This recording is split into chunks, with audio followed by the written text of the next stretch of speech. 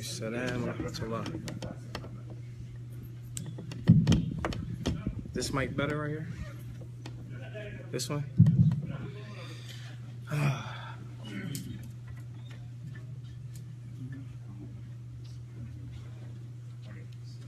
Bismillahir Rahmanir Rahim. Alhamdulillah. Wassalatu wassalam ala ashraf al-anbiya'i wa mursaleen.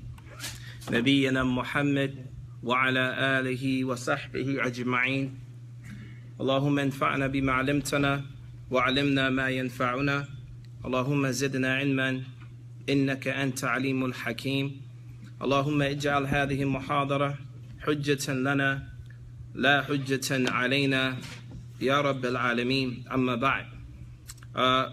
Before we get into the class, inshallah ta'ala, just want to quickly review some of the things that we covered last week, inshallah. Last week we spoke about Al-Tahara. Sah? What is Tahara? Purification. Purification, ahsant. What else did we cover? Al-Hadith wa Al-Khabath. Al-Hadith and Al-Khabath. What's the difference and what do they mean in English? What's Al-Hadith? Hadith, Rafi. Rafi, what does that mean? He doesn't understand. You got to explain. What does that mean? The Rafi was the lifting. Lifting what? What are we lifting? Ritual impurities. Ritual impurities. What is a ritual impurity? What does that mean? Anything that comes from the body parts. Ahsant. Anything that comes from the body parts, from the two private parts of the body, these are called ritual impurities. Okay? Ritual impurities. Tayyib. So we had two types of ritual impurities we spoke about, right? Don't worry about this right yet. We'll get to this later. We had two types of ritual impurities, right? What are they? The actual ritual impurities itself, we gave examples, right? So what are some examples? Wudu and al-ghusl. Ahsant. Wudu and al-ghusl. Wudu is an example of a way to purify yourself ritually before you pray, and ghusl is the same way, right? The other part, we called it the meaning of ritual impurity, right? Like, what's the meaning of ritual impurity and why? You said lift. Lift.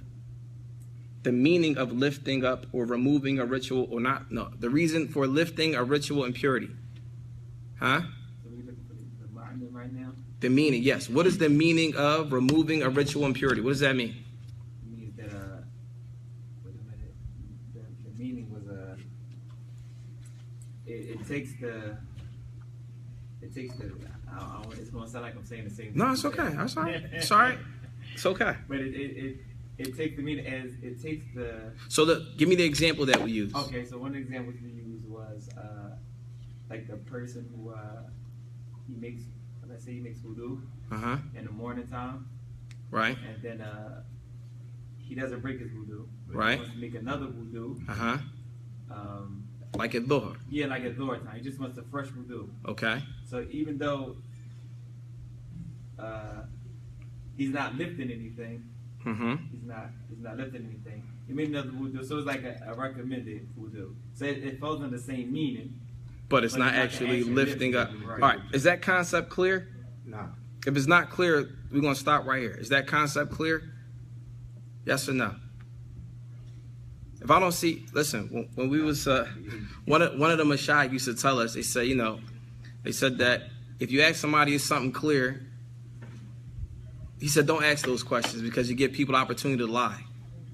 Because most people going to say, yes, it's clear, and they really don't understand, but they don't want to be the only one raising their hand, right? Right? So we're here to learn. So it's okay. Some things we just don't get right away. It's all right. So I'll be asked questions, right? So my man over there, explain, is that clear? Right. So if we say ritual impurities, two types, the actual ritual impurity itself and the meaning of it. The meaning of it was making a wudu again after you already had wudu initially, right? So that initial wudu that you made, it lifted the ritual impurity. So at the time of dhuhr, when you wanted to make wudu again, you just made wudu again, but it didn't lift any ritual impurity because you were already ritually pure, if you will. If that makes sense. Now you just see the purity. Okay? Is that clear? Right. The next thing we spoke about was al-khabath. What is khabath? Filth, najasa. Right? Right. We broke that down into two types as well. Ritually and what? I'm sorry, not ritually. Actual. We call it actual impurities. Right? So actual impurities, we have two types. The actual impurity itself and the meaning of the actual impurity. But the meaning part, we're going to put that to the side and just focus on the actual impurity itself. What is it? What is an example of an impurity? Like what? Like what on their clothes? Like urine. I sent. Like urine on their clothes. So in order to remove this, how do we remove it? That's what we're going to talk about today. All right? So right now, we clear about what we covered last week, inshallah. This is just, a lot of stuff is on it. You can get this on the internet too. The previous class if you missed it. Today, inshallah, we're going to cover a lot of information. A lot of information. So if you don't have your pen and your pad and you're not prepared, Allah ya'ainik. Allah aid you. We're going to talk about water. All right? But so we're going to make it so that it's relevant to, our situation. Right now we have electricity and we have running water, right? How many people here lived in an environment where you didn't have running water? That's the minority of the class. Right. How many people actually went camping? You went camping. Okay, that's a little more. All right, so to make it more relevant, we're talking about purifying water. But this purifying water, it has certain elements to it. There's certain elements so that you can identify it. Perhaps something may happen, we don't have running water anymore. What do we do?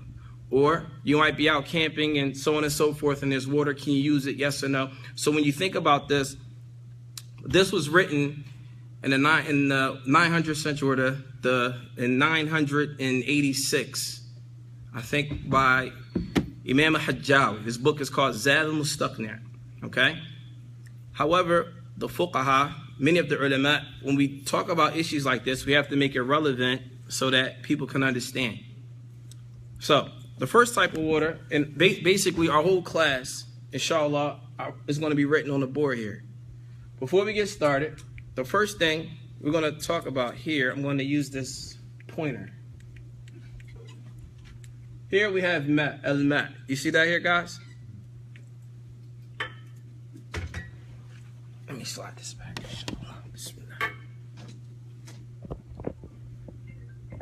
Right. So we're going to use this pointer here. Al-ma, water, right? So water is broken down into how many categories? Three categories. We have ma'un tahur, which is purifying water. We have water that's just pure, but it's not purifying. And we have filthy water. Okay? 3 categories. Some of you may be familiar with some of the scholars of Al-Islam saying, no, it's only 2. Right? No, it's only 2 categories. But we're going to talk about 3 categories. If you look through the books of many of the scholars of the past, the earlier scholars, they mentioned 3 categories. The same thing that we're going to talk about here. The category that we're going to discuss today is called tahur. Tahur, which means that it purifies. So, for every category that we discuss, the first thing we have to do is understand what's the name of it, the definition of it, and the ruling of it. Is that clear? So for everything we discuss, the first thing we're going to talk about the name, the definition, and the ruling of that particular water. Are we good so far? Any questions? Huh? By Mumtaz. We good so far? All right. So the first thing, the name of it is purifying. The water is purifying. No question about that. The name of the water, the type of water is purifying water. Okay? What is the definition of purifying water? What does that mean? If someone were to ask you, what type of water can we use to make wudu or purify ourselves with? Clean water. Okay, so purifying water is water remaining in its original, state. Water remaining in the original state. What is the original state? In Arabic, it will say, Al-Baqi ala khilqatihi. Al-Baqi ala khilqatihi. khilqatihi, it means the way it was created. The way that Allah subhanahu wa ta'ala created it. Okay? We okay so far? Right. When we say baqi ala khilqatihi, or in its original state, now from the original state, it breaks down into two categories. From the original state of the water, it breaks down into how many categories? Two categories. Everyone understand so far? Right. From these two categories, the first category is called haqiqatan. It's called what? Haqiqatan. This is in Arabic. In other words, it means the reality. The reality of the water is in its natural state. So some examples of that would be what? Water in the sea, water in a well, for example, drinking water, like this. Okay? This is called what? Haqiqatan. That means it remained in its natural state and there's no change to it. There's no what? There's no change. You got a question, Sheikh? The rainwater. Like rainwater. Same thing. It's called al-baqi ala khilqatihi. Yani, this means that it remains in its original state. It doesn't change. Are we clear so far? So then, our class, or what we're trying to understand here, is not this side. This here, this is clear. This is clear. So this is not our issue of concern here. Our issue of concern is the one that says hukman. Hukman. So we have something that is in the reality, like water in its natural state. And then we have another type of water that's purifying, but it's called hukman. What does that mean, hukman? It means water that has changed but remains a purifier. Water that has changed but it still remains a purifier. Okay? Changed here, water changes one of three ways. Either by smell, taste, or what? Or color. Smell, taste, or color. So anytime as we go on in this particular class and we speak about water that has changed, that means one of those three categories: taste, smell, or color. Are we clear so far? Hukman. Yes, hukman. You can just say water that's changed. I just put it in Arabic here for those that read Arabic so you can familiarize yourself with the terms, but otherwise this is what it means. Water that's changed, But it's still a purifier. As we go on, we're going to find water that's changed but is not a purifier. But we're not going to talk about that right now. We just want to focus on this. Is this clear so far? Right. So, the definition is water remaining in its original state. It has two names. Either it's haqiqatan, in other words, the water in its natural state as when it rains, or it's hukman. It takes the ruling of water that is in its natural state. Is that clear so far? Right. The next issue here, what is the ruling on this type of water? On this type of water that we just discussed, hukman, what is the ruling on it? What is the ruling on purifying water? What is the ruling on purifying water? So, Sheikh Abu Musa Hajjawi and Imam Ahmed and other than them, the definition is here, or the ruling of it is here. Nothing lifts ritual impurities or remove actual foreign impurities except for this purifying water. Is that clear? All right, so just to expound on this a bit, when we say this word foreign, what does that mean, foreign? What does that mean, foreign? Here.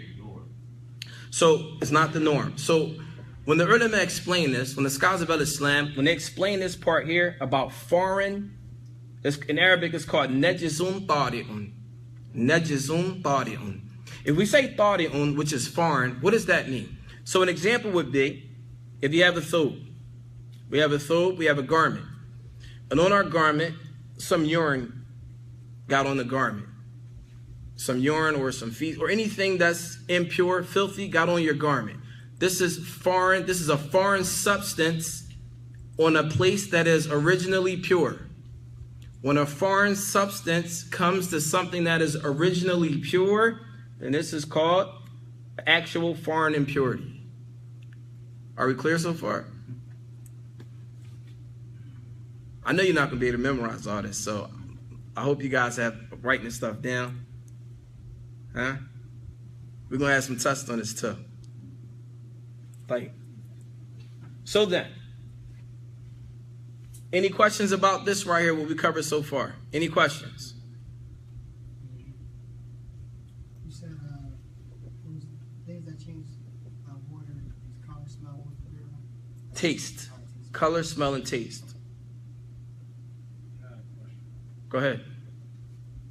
So the definition, you already said we're going to be speaking about three things: meaning, The definition and the ruling. right, the definition, the meaning, and the rule. Mm-hmm. That's for all three types of water. Tahurun, Tahirun, and Najis. Right now, we're only talking about Tahur. Water that is a purifier. So the definition of purifying water is, Water that remains in its original state. I got that. Once the water that remains in its original state, it breaks down into two parts. It's water in its natural state, which is hakikatan, like water from the sky, rain, drinking water, so on and so forth. And then we have water that is considered hukman. It takes the ruling of the water that's in its natural state, but it's not. Why? Because it was changed by one of those three characteristics. Either the smell, the taste, or the what? Or the color. Ahsant. Are we clear on this? No questions? Because we're going to move on. Ready? Bismillah. Right. You sure, Sheikh? I'm looking at your face, man. Look like you have a question. Yeah, I'm still trying to catch up with Well, we're about to switch this into another chart, so that's why I need you to stick with me. Huh? All right. You ready? Ready. All right. No questions. This is clear so far. All right. So we're going to change it. Huh? Don't. Don't. All right.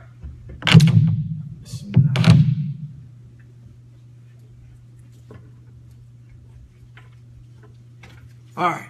So, if you remember before, we mentioned that water in its natural state, right? All right. So that water, we're going back to the thing we mentioned before. Water in its natural state, right? The way that it was created, it has two parts, right? Hakikatan and hukman. Right or wrong? Right. All right.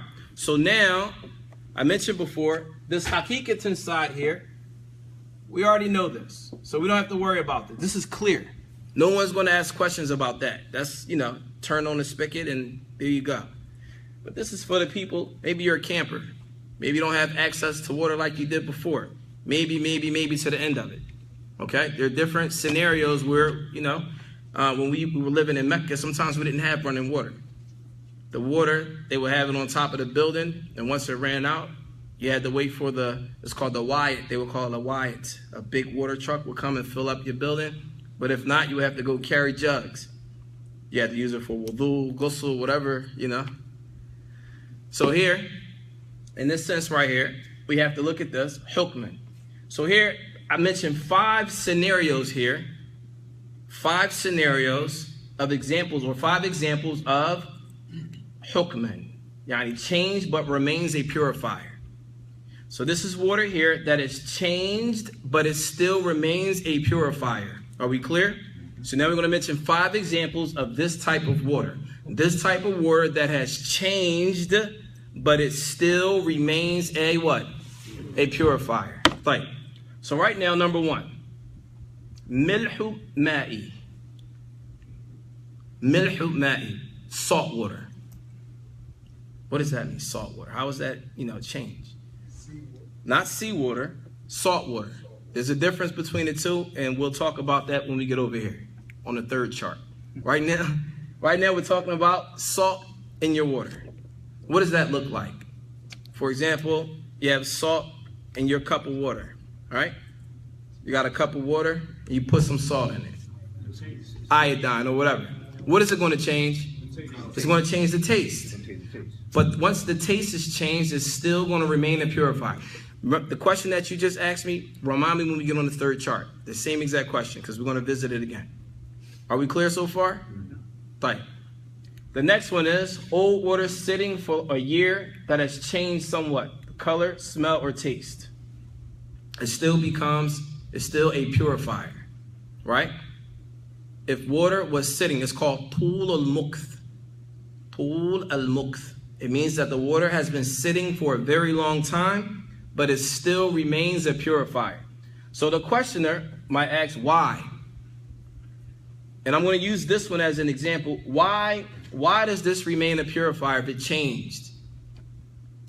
Because generally, if something changes from its original state, when we get into Najis and Tahir, we're going to learn that if the water changes outside of its natural state, then it loses the ability to purify something else. But why here is this water here that's old, that's been sitting? I'll give you an example.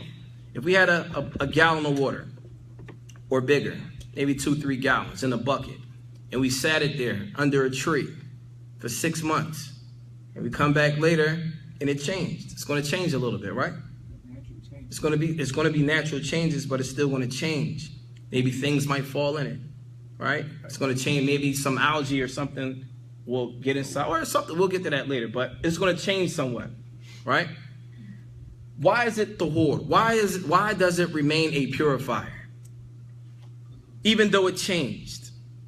They say, the ulama al-Islam, they say that لِأَنَّ التَّغَيُّرَ لَيْسَ مِنْ فِعْلِ الْفَاعِلِ. This is because it changed, but it wasn't due to a person actually changing it. It changed over time by itself, naturally. Is that clear? Fine. So what's the ruling on using that water? كَذَلِكَ هُوَ الْإِجْمَاعُ الْعُلَمَاءِ عَلَى طُهُورِيَّتِهِ. The scholars of Islam from the Sahaba on up, many of the ulama, well, حَكَى بِهِ إِجْمَاعِ Ibn Mundhir. Ibn Mundhir is from the scholars of the earlier centuries.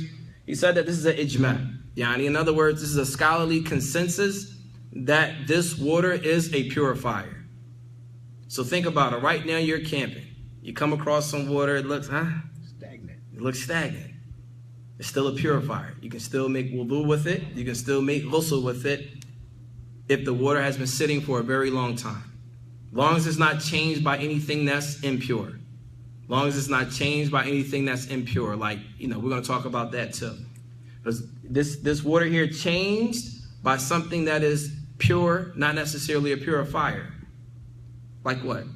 For example, leaves, for example, anything like that. Cause it out, anything that caused it to change somewhat, just from it was sitting for a very long time. So some of its characteristics changed a little. Is that clear? And remember, we're going to go back to this. This is why I circled it. I circled these two things here because they're going to come back up later. Scholarly consensus, even though I wrote it in Arabic, I'm telling you what this says here. Al-ijma', it means a scholarly consensus. Here, this means that it was not changed by a person. It was changed naturally over time. Is that clear? Fadli, Sheikh. Go ahead. You say that this hukman is water it's been sitting. It's been sitting. Listen, so hukman, pay attention, Sheikh. Hukman here, it means that water that has been changed, but it still remains a purifier. And when we say change, we mention three things: taste, smell, or color. Okay, so one of those attributes changed about that water, but it still remains a purifier. Now, I mean, if it's purifying, I mean, you could drink it. I don't know of any prohibition to drinking it. Right now, we're talking about making wudu, right? Oh, go ahead, Sheikh. I'm sorry. The thing that's confusing to me is that, let's say we come across some water that's in the ground. We didn't get to that yet. Right now, listen, don't look. Right now, listen, Sheikh. Right now, I want to stick to where we're at. Go ahead. Right now, like based on what we covered right now, is this clear? Okay.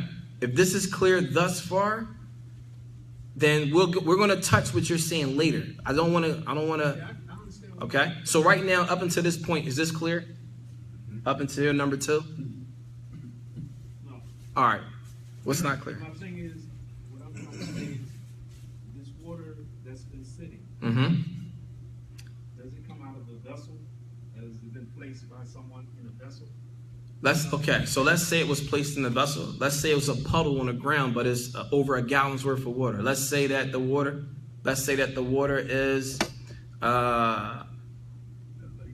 like a lake or a pond, but that's considered a lot of water. We're not talking about a lake or a pond. Let's use a vessel, like you said, like a vessel, a bowl. Okay, let's say a bucket. There's been a bucket of water sitting there for 6 months. Okay.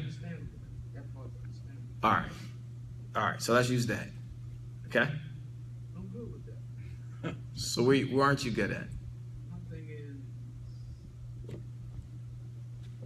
is it just contained to the vessel? So when you say, is it just contained to the vessel? Is it in the tree trunks? And, I've been in the woods. So let's say it's in the tree trunks. What I'm saying, I'm not giving it any limits. In any case, if you find water anywhere, whether it's in a vessel, whether it's in a tree trunk, wherever it may be, if the characteristics of it are changed over a length of time, and naturally over a length of time, there's no impurities in it, but it may have changed, over time. The color may change because it's been sitting for 6 months. This water is still a purifier. That's the point. And the dalil, so what's the dalil, brother? The dalil is ijma', scholarly consensus.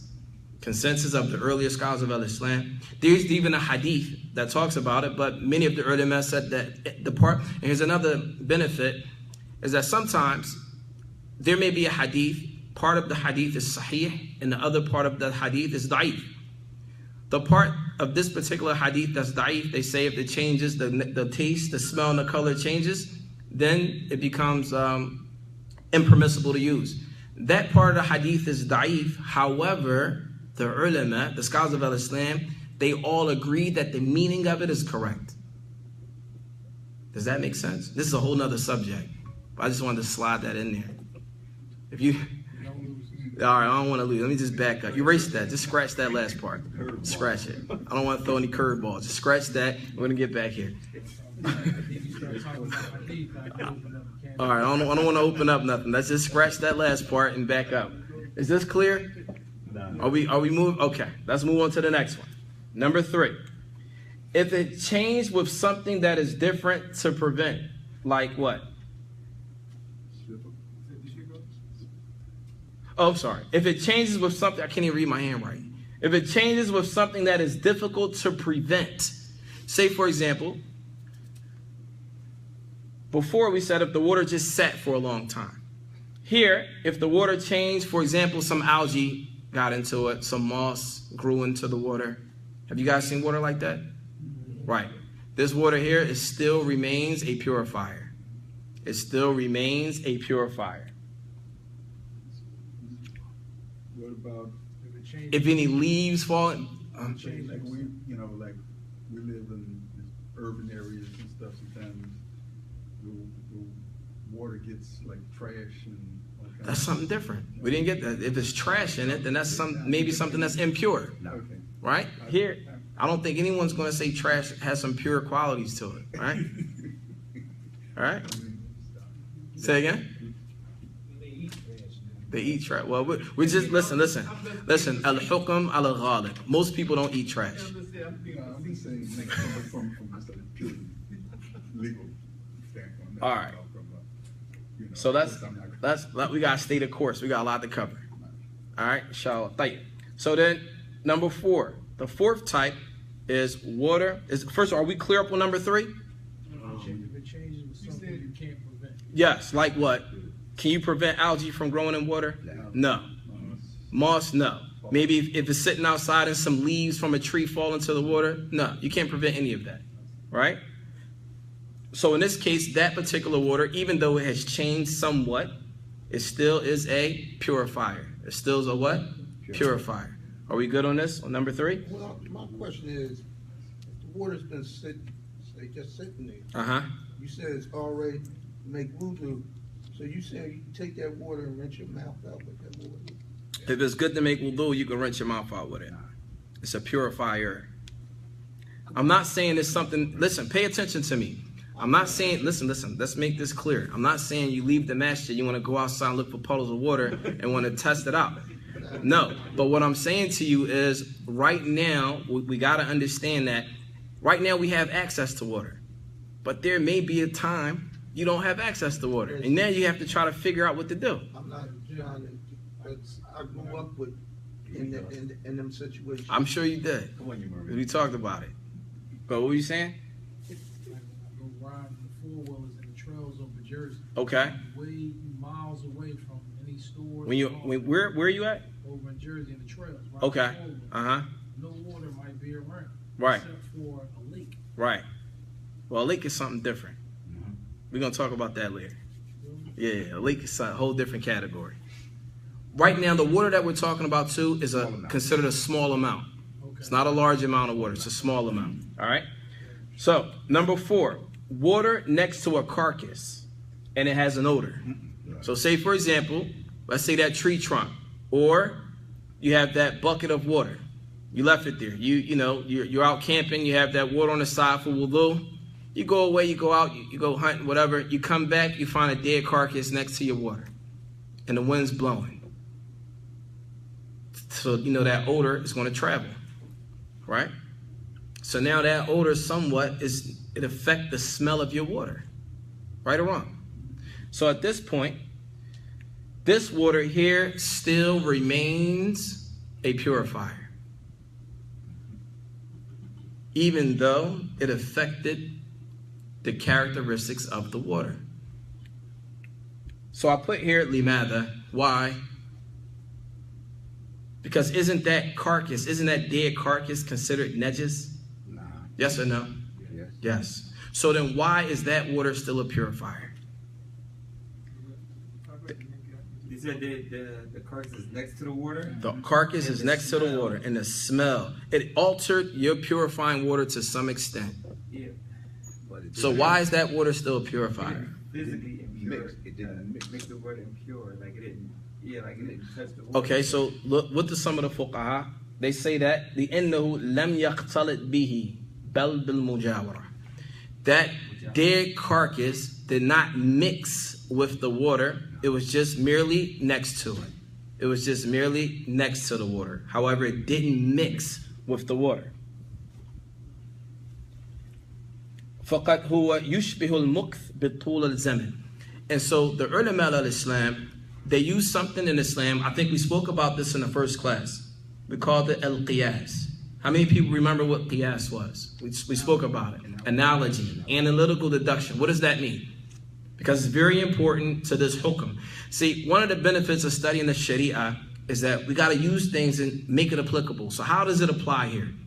We use the statement al-qiyas. We said al-qiyas before. What does qiyas mean? Analytical deduction. What does that mean?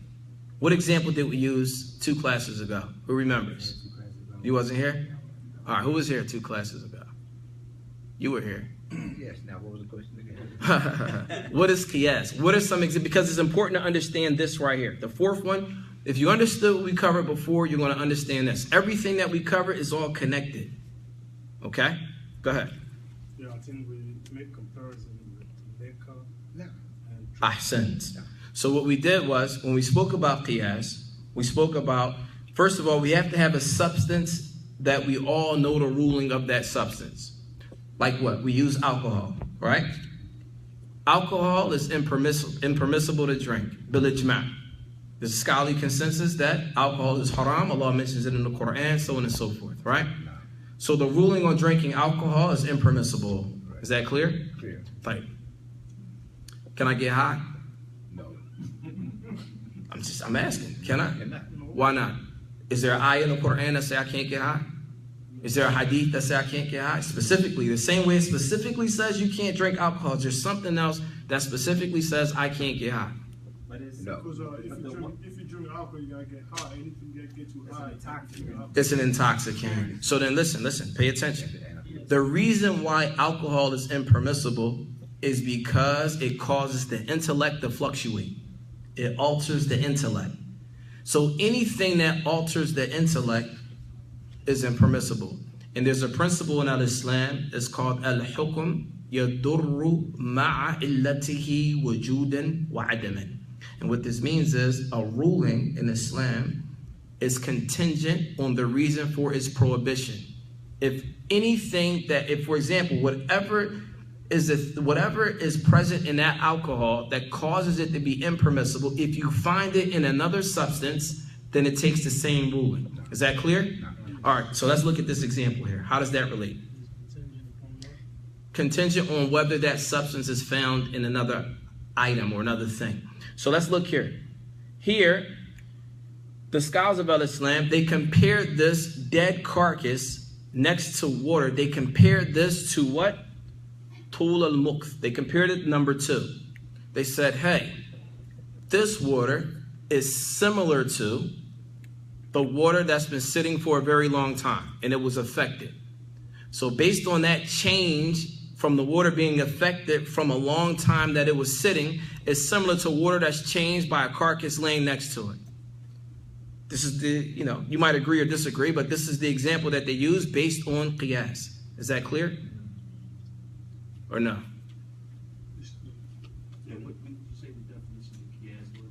Qiyas is analytical deduction. So in order to have qiyas, you must have a basic thing. For example, we must have, let's say, alcohol.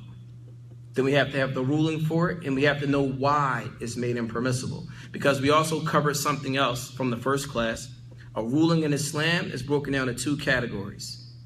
Either is al-illa or ta'abbudi. Remember that? If something is ta'abbudi, this means that what? We hear and we obey and we don't ask questions. Like what? Praying Salatul Fajr is 2 raka'ats out loud. Why is that?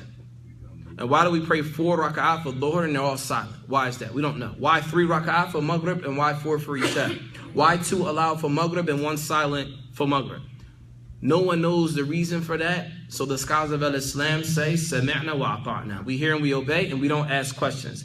And the mere fact that we don't know the reason for it, we cannot make analytical deduction on that and compare it to something else. Is that clear? Right. So in order to make analytical deduction, you have to know the reason for its prohibition. Therefore, we can look at something else and apply the same ruling. Huh? Is that clear? Right. So then, number 5. Something non-soluble falls into the water. Say, for example, we have water and a piece of wood fell into it. Or some grease fell into the water. Grease. Right? Grease is not going to mix. It's going to separate itself, right or wrong. So then it's not soluble. It doesn't dissolve inside of the water. A piece of wood fell from a tree into your bucket of water. You said soluble? It's soluble, meaning dissolve. I thought you said volume. No. Okay. Okay? Are we clear on that one? So if something non-soluble, something that does not dissolve, falls into your water, it does not take it away from becoming a purifier. Is that clear? All right. And they say that this here, they also do another qiyas. They say this here is similar to the dead carcass next to the water. Which the dead carcass next to the water is what? Qiyas off of this part here. You see how they're all connected? Analytical deduction. The ulama, they use this a lot. All right? We clear on this so far? Can we move to the next one? Any questions about this? No, fadl. Aren't they the 4th and 5th, aren't they a little bit different? The soluble is a solid thing that mixed with the water. No, it's non-soluble. Oh, no. I said non-soluble. It doesn't dissolve in the water. But the carcass, it didn't mix with the water. It didn't mix with the water. It's separate. That's why I call it bil mujawara. Mujawara means next to, but not into. Yeah, it didn't mix with the water, but the wood, this wood, But the wood did not dissolve in the water. Meaning you can take it out. And it's no remnants. Generally, it's not going to be any remnants. Plus, in and of itself, wood is tahor. It's tahir. It's pure. Right? Is that clear? Right. Now, listen, I'm not saying, we're not getting to the issue of what's strongest position, what's weakest position, because we can be on that all day. Only thing we're doing, we're explaining the book Zaad Al-Mustaq'ni. And when we studied this with the ulama, they said it's very important to understand how the ulama, they used to think. Not just what you believe is right and what you believe is wrong, understand their sentences, understand what they meant, because it gives you a better appreciation in the religion. And that way, when you see things that are different than what you know it to be, you say, maybe they have a wajh, yani they have a position in the Sharia that may support that, based on adillah, based on evidence. Is that clear? Type. So, right now, are we clear on this right here? Any questions? No questions? For number 4, the Arabic version. The Arabic version here, I said, وَهُوَ يُشْبِهُ الْمُكْثُ بِطُولِ الزَّمَنِ. After the class, you just come take a picture of it to keep it. Where are we at? بِطُول الزَّمَنِ. Okay, plus it thought. Yeah, بِطُول. My handwriting is bad, I'm sorry. I wasn't the best handwriter. Yes, طول الزمن means over a long period of time. Over a long period of time. All right, so are we clear thus far? So can we move to the next chart? All right, Mumtaz. Now don't ask me about this chart later. We're done with this one, right? All right.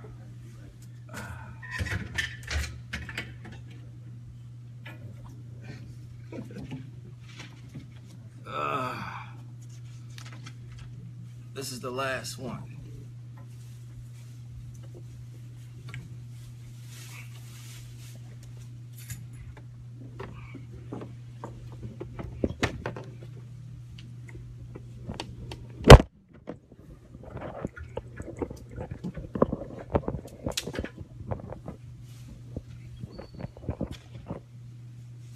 All right, so here we have what? I don't know if everyone can see that. All right, here I left it in Arabic because I'm just going to try to explain it, inshallah, for the most part. So everyone can write it down. All right. So here, we're back to water that is a purifier. So here, if you can't read the Arabic here, it says purifier, right?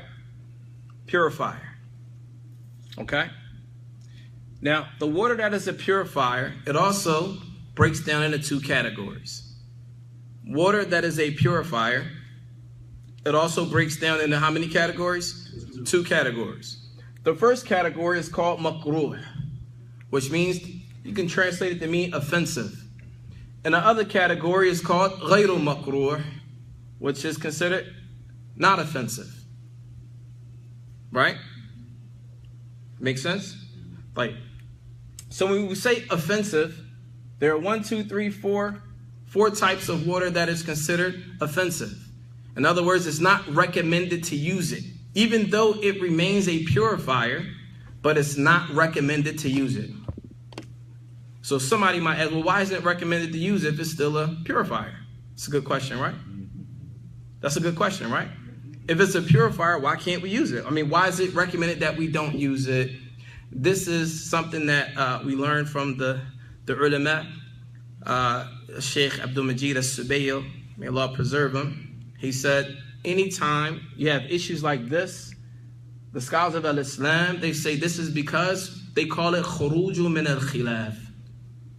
Anytime you have a situation like this and is hated in a situation like this, the reason why it's hated is because the scholars of Al-Islam differ on it. So they say, if it's an issue that the ulama differ on, then it's better to stay away from it. Does that make sense? If there's an issue that there are scholars of Al-Islam, the Salaf, the scholars of the past, if they differed on an issue, then it's better to stay away from that issue. This is why they call it makruh. Khurujan min al-khilaf. Staying away from the differences of opinion. Is that clear? Huh? No. But so then, water that's offensive. Ghayru mumazij. Ghayru mumazij. An example of that would be what we mentioned before. There's water that doesn't mix with another substance, even though it fell into it. Like what? A piece of wood falling in the water. A piece of wood falling into the water, some grease. This is makruh. It's not recommended to use. It's not recommended, even though it's a purifier. And here's another thing. Here's another concept. Anything that's makruh, if there's nothing else to use, then it becomes recommended. Perhaps even wajib. Is that clear? So then if you don't have any water except for this water that's considered offensive to use, it becomes wajib to use this water. Well, so then we have ghayru mumazij, that which doesn't mix at all, like a piece of wood dropping into the water. This is also offensive. You shouldn't use it. Bimilh al-ma'i, salt in the water. Remember the sheikh, he actually left. He's not here. I said, hold that thought. We're going to visit it later. He said, what about the seawater? The seawater. Here's a question. This is a question that I had before. Why is salt water considered hated to use when we know that there's a hadith of the Prophet ﷺ when the Sahaba asked, when they were on a boat, they said, can we use the water in the sea? Because they knew people would throw stuff in it, so on and so forth. And Nabi ﷺ, he said, huwa tahurun ma'uhu wa hilla maytatuhu. And Nabi ﷺ, he said in an authentic hadith, that the water in the sea is pure and the dead in the sea, like dead seafood, is also pure to eat. So the question now is, if we have here salt water, why is this salt water hated to use? Does anyone know? Remember before I said I'm going to circle these two things here on that board over there. I know it's in Arabic, but if you can remember what I said, that's the reason why this is hated. Because it's in a small container. Okay, so let me explain this here. This water here, bimilh al-ma'i, we're talking about a cup of water, and somehow salt got put in, iodine salt, some type of salt. Sea salt is placed inside of water. It's hated to use. It's offensive to use. Why? When it's okay to use seawater. But this also changed the taste. Because it didn't have a natural. Ahsant, mashallah, tabarakallah. Because it wasn't a natural change. It was a change that someone did. So when we look at here, the reason why it's offensive to use is because it was changed by fi'l al-fa'il. In other words, a person actually changed that and made it salty. It wasn't salt in its natural state. Is that clear? Like, that's mashallah. I didn't think nobody's going to get that one. Allahu Akbar. And to muntabih. Jayyid. Like, the next one, what you say? The next one here is sukhina binajisin. So now you're out in the woods. All right, you're camping. You see some logs around, you got some water, it's cold, you want to heat the water up, make some hot chocolate or whatever you want to do. And the only thing you find is a piece of wood that you saw animals urinating on. Right? You've seen that. Piece of wood. Dogs urinated on it, whatever. You say, you know what? I need some firewood. This is the only wood that's available to use. You light it up. You light it up and you place your pot of water on top of it so you can have something to drink. Or maybe it's cold, you need to make wudu, so you want to make wudu with some warm water. Right?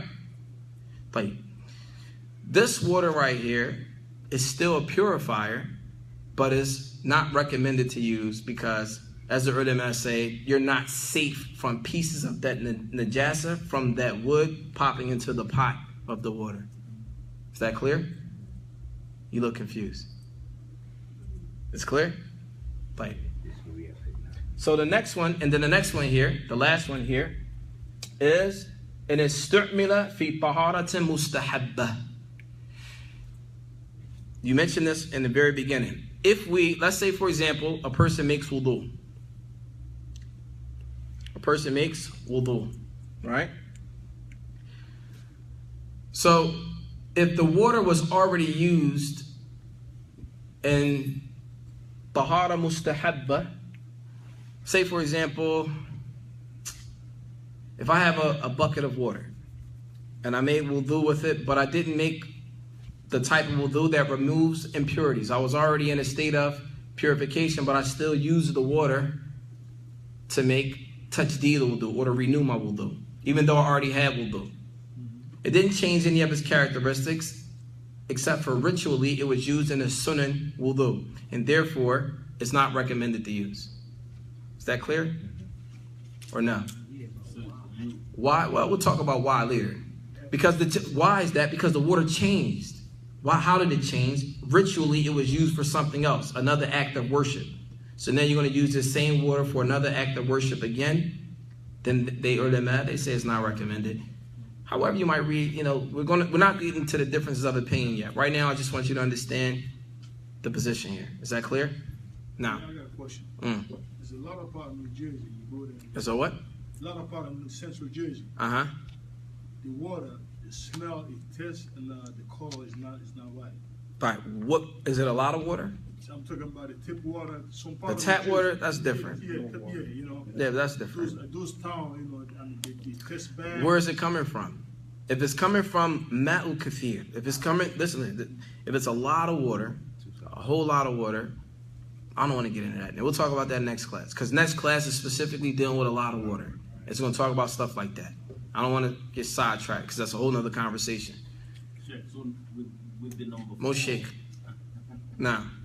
Is the point here that you already have wudu, number 4? You mean, yeah, number 4. Yes. No, the water is used for a recommended wudu. You're using the water for a recommended wudu. Perhaps you already have wudu and you want to use it. Or this water was already used for a wudu that was recommended.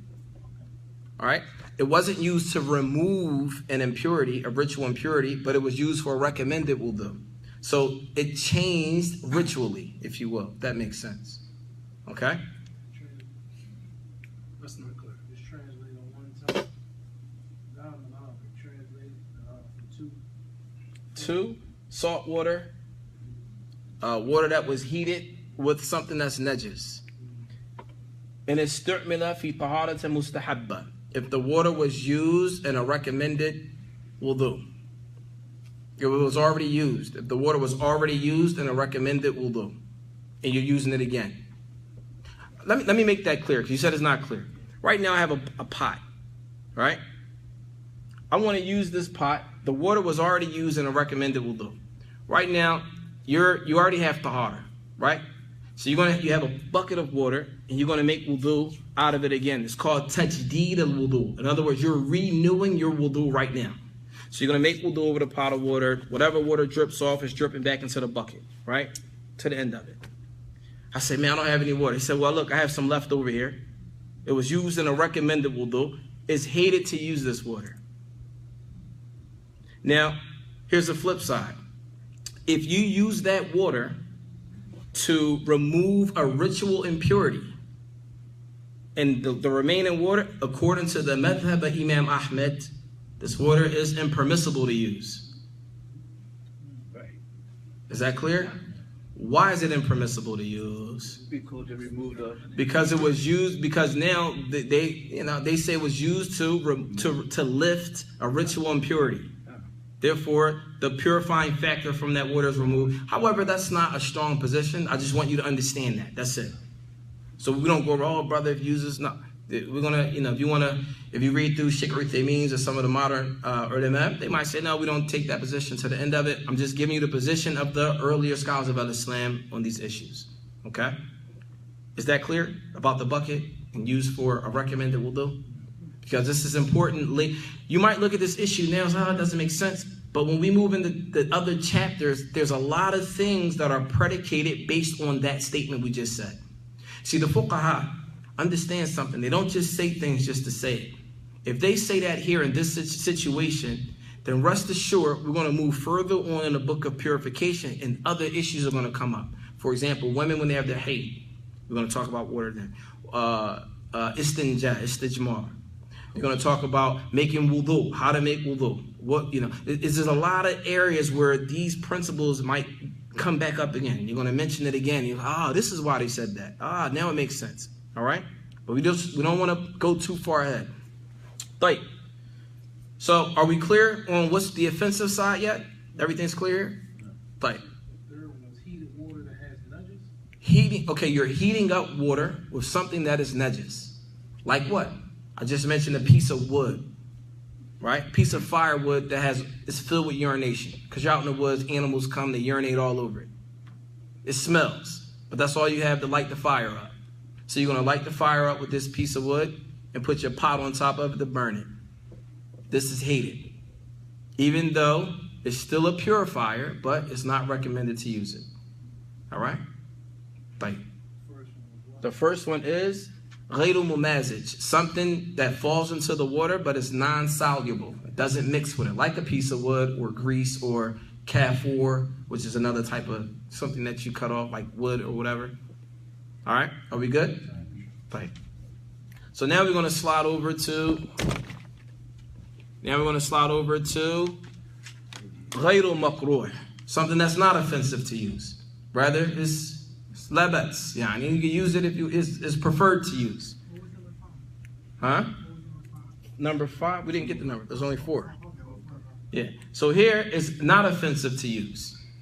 The first one, number 1, taghayyara bi mukthihi. Taghayyara bi mukthihi. Yani if the water changes because it was sitting for a long time, just like we covered over there. You see how they're all tying together now? The water that changed because it was sitting for a long time. It's not offensive to use that. So if you find water, you see you left this here like a week ago, you look at it, because most of us, if you left water somewhere for a week, and you say, Dad, you got to make wudu, you're not going to use that water. Right? Save them for later. But the next one, ma yashukku sonu ma'u anhu. Yashukku. Ma yashukku sonu ma'i anhu. And what this here means, number 2, this type of water here is the one where something falls into it. Like what? Leaves from a tree. What did we say before over here? Moss, algae, stuff like that. That's what this here, number 2, means. Okay? Number 3, bil mujawarati mita. If the water is next to a dead carcass.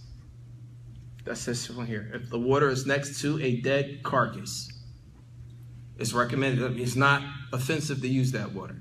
Right? The next one is sukhina bishams. If the water was heated by the sun.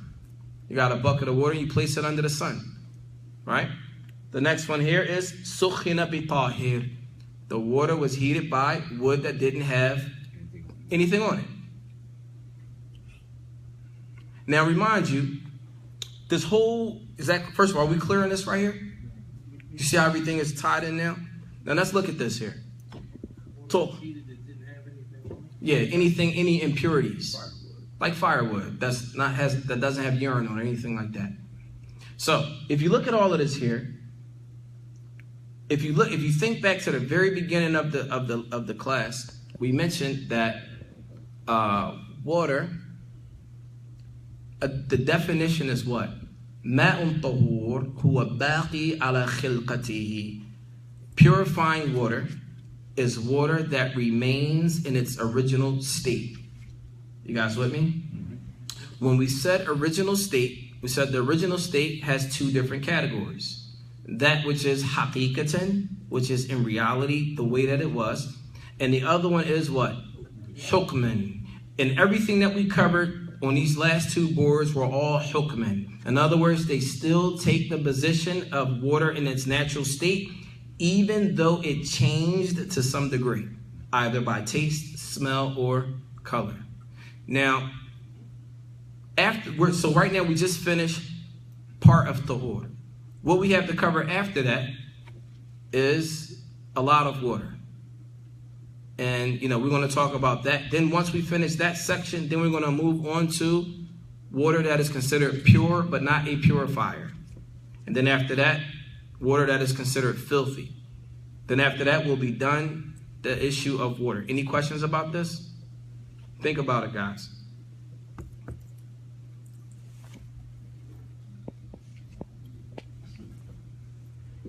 Got a question. Yes. Stolen water. Stolen. Oh, you can't use that. But you read that from the. Come on, Sheikh, you cheating. Come on, man. We're not. Listen. We're not studying Roll al-Murbit. Roll al-Murbit is the explanation of this book. It's a bigger book, and he has a cheat sheet over here, and he's like, oh, what about? Come on, Sheikh, you can't do that. We're just making sure we understand the basics, man. We're not getting the stolen water yet. That's another class. Okay. And see, the thing is, the fuqaha, the ulama al-Islam, they teach this stuff, the basics. Once you have a foundation with the basics, then you can expand on a topic and get very deep. And then you got books like Mughni, right? A book like Mughni that was written by Ibn Qudama al-Maqdisi, rahimahullah ta'ala. In his book like this, he mentions the same issues, and then he's going to give you 1,000 positions from the ulama of the past. This is Sufyan al-Thawri, Sufyan ibn Uyayna, Yahya ibn Ma'in, to the end of this is their position, and these are the other ulama that differed, and this is their evidence, and this is their evidence, and my decision. Nah, you're not ready for that. I'm not ready for that. If you now imagine you go through that on every single issue, you're gonna be confused. In fact, I remember there was a brother when we were in Mecca studying. There was a brother in Medina. In Medina, in the Sharia department, they study a book called Bidayat al-Mujtahid, the Ibn Rushd. A book called Bidayat al-Mujtahid from Ibn Rushd. Ibn Rushd was Maliki, right? So in the beginning, they was like, yeah, this book is nice. And for us in Mecca, we only studied, Roda Murbid, the fiqh of Imam Ahmed, and But as the brother continued to study, he said, man, I don't even know how to make wudu anymore. He said, I don't even know how to make wudu anymore. I'm like, what happened? Because you got all these statements in his head, all these different positions. It's like, man, I forgot how to make wudu. Now, I'm not saying, some students, they can handle that, but other students, it might be too much. But many of the ulama, they recommend that you start off studying the madhab. Now, you don't have to stick to it, but start off just to get a clear understanding on how they look at it. And then after that, you go wherever, however you want to go. But in the Mamlakat Arabiyyah to Saudiya, many of the ulama in Saudi Arabia, majority of them are Hanbali. They follow the fiqh of Imam Ahmed. In fact, the country itself rules based on the legal jurisprudence of Imam Ahmed. There's a book called Kashaf al-Qina'. This book is a book that judges use. It's an explanation of a book called Iqna', which is a book from Imam al-Hajjawi, the same author of this book here. But that book is a little bit more expansive. It gets, you think stolen water is a big deal. It goes way beyond that. So the thing about it is, studying fiqh of the religion is a sea. Ilm ad-Din, knowledge of the religion, is an ocean. There's no way you're going to get it all. Get what you can get. Because you have to get what you can get. Get what you can get that's going to help you maintain your religion. It's nothing like, unfortunately, many of the brothers are married. You have wives. Your wife may have an issue about her menses. Now she has to go ask another sister, ask her husband, and figure it out. Like, come on. Right? Just like what you said a couple weeks ago about the... Thing is, brothers got to know. You got to know this stuff. You got to understand this stuff, man. You might not want to study menses. You got daughters. Some of you brothers have daughters. Many of you. These are things about the deen. Imam Ahmed, rahimahullah ta'ala, he said he spent 9 years studying the menses of a woman. 9 years. Imam Ahmed. But we spend like a couple months. Not even. Right? What I'm saying is, it doesn't concern me, but the thing is, if it's something that's available to learn it, you need to take advantage of it. Wallahu ta'ala. Any questions? Bye. And then, inshallah ta'ala, we're going to pick back up next week. For those of you that don't have your notebooks, Al-Mustaq'ni. May Allah aid you. Because the thing is, this is a class. It's not like, it's not for you to sit here and go to sleep, bob your head. We're trying to, give you a little bit that what we covered so that everybody can benefit. Something tangible. You take it home, you teach your family, they teach their family, everybody learn. That's it. Before we came back, the ulama, they used to tell us, "Ishtaghl an-nas bil-ilm." Busy the people with knowledge. Don't busy the people with nothing else, just educate the people. Educate them. Especially y'all brothers in America, y'all have to educate your people. This is your wajib. This is what your responsibility is, to come back and teach. Bas. Any questions, Ikhwan? Khalas. سبحانك اللهم وبحمدك أشهد أن لا إله إلا أنت أستغفرك وأتوب إليك السلام عليكم ورحمة الله وبركاته